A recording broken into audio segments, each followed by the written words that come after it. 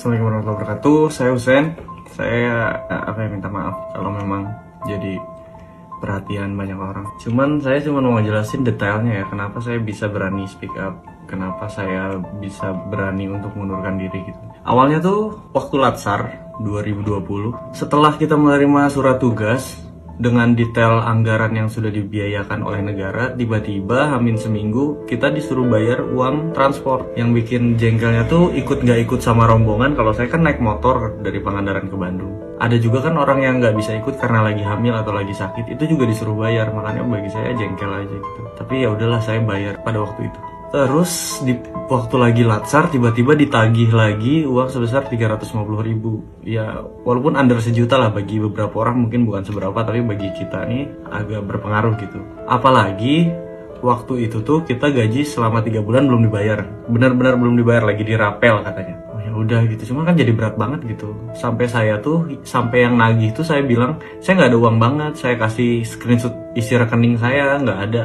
Di 500.000 aja nggak ada di rekening waktu itu. Jadi saya lapor aja di lapor.go.id, saya kasih cantumannya, saya kasih screenshotan penagihannya, saya kasih bukti transfernya di situ dengan kata-kata yang baik, dengan kata-kata yang saya pikirkan bersama teman-teman saya. Nggak lama dari laporan saya kirim, tiba-tiba dicari siapa yang lapor, karena banyak yang dituding, kasihan. Saya nggak mau ngerugiin orang, saya ngaku aja bahwa itu saya ngelapor. Dari situ ditelepon untuk menghadap ke kantor BKPSDM Pangandaran di Jalan Parigi. Itu tuh wah, suasananya kayak gimana ya, HP disuruh ditaruh di depan, terus suasananya nggak enak lah. Saya dikepung 12 orang, saya di tengah dilingkarin gitu.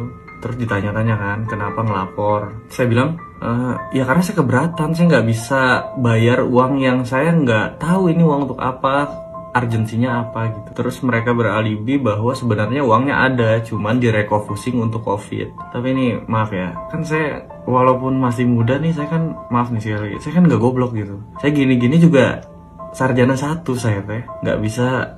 Kalau uang negara tuh, kalau perpindahan dana tuh pasti ada suratnya. Saya mintalah surat perpindahan dananya, mana Bu, biar saya laporin untuk nurunin laporan sebelumnya. Masuk akal. Mereka bilang beralasan lagi, katanya nah sebenarnya uang nggak ada, jadi karena kamu latsarnya waktu awal online tiba-tiba offline, jadi dananya belum disiapkan dari awal. Lah jadi berbeda sama argumen sebelumnya.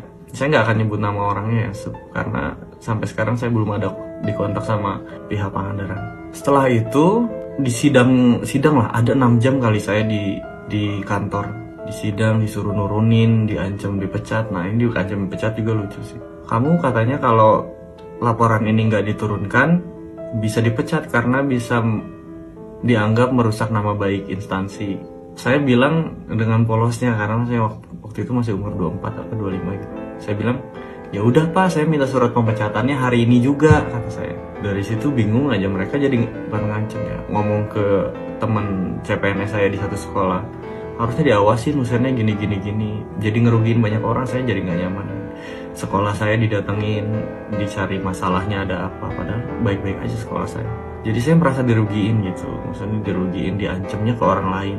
Saya nggak bisa tuh, kalau ngancam ke saya nggak masalah, cuman kalau ngancam ke orang lain itu berat lah bagi saya. Dari situ dipanggil lagi minggu depannya lagi untuk nurunin laporan. Ya udahlah, saya capek karena banyak yang dirugiin. Saya nurunin laporan sampai bulan Maret 2022. Itu tuh ada kasus lagi di instansi itu. Katanya ada CPNS yang ngambil uang kas, tapi kok proses persidangannya nggak kayak saya gitu. Saya di sidang kayak saya tuh koruptor gitu, kayak saya tuh pembunuh gitu. Segitunya lah pokoknya, saya nggak bisa nerangin secara detail ya. Tapi kok yang jelas-jelas ngambil uang kas ini nggak ada sidang kayak saya, nggak ada rame-rame kayak saya. Saya tuh dulu ya, waktu saya ngelamar grup kabupaten itu, kalau Husen nggak nurun laporan, SK 1 kabupaten nggak akan turun. Semua nyerang saya, pasti itu, semua nyerang saya. Karena mereka nggak tahu masalahnya, cuman taunya kalau Husen nggak nurun laporan, SK nggak akan turun. Semua nyerang saya pun jadi beban, akhirnya nurunin lah. Di bulan Maret itu karena ada orang yang ngambil kas itu, saya merasa sakit hati karena beda perlakuannya. Dari situ saya cabut ke Bandung. Gitu. sampai Bandung. Setahun saya nunggu surat pemecatan nggak keluar. Ya udah saya memutuskan untuk mundurkan diri aja. Berat sih. Orang tua juga berat. Ibu saya nangis, saya juga bingung harus ngomong apa. Cuman ya mudah-mudahan ada rezeki lain. Saya memohon banget ya untuk pemerintah Pangandaran, udahlah orang-orang yang kayak gitu jangan dipakai terus gitu. Masa mau kayak gitu terus sih, udah tahun 2023 ini teh. Masa saya harus nyembah-nyembah biar nggak ada lagi kejadian kayak gitu, biar nggak ada lagi orang-orang kayak gitu. Malu gitu. Itu aja sih paling yang bisa saya sampaikan. Terima kasih banyak untuk atensi orang-orang di keluarganya.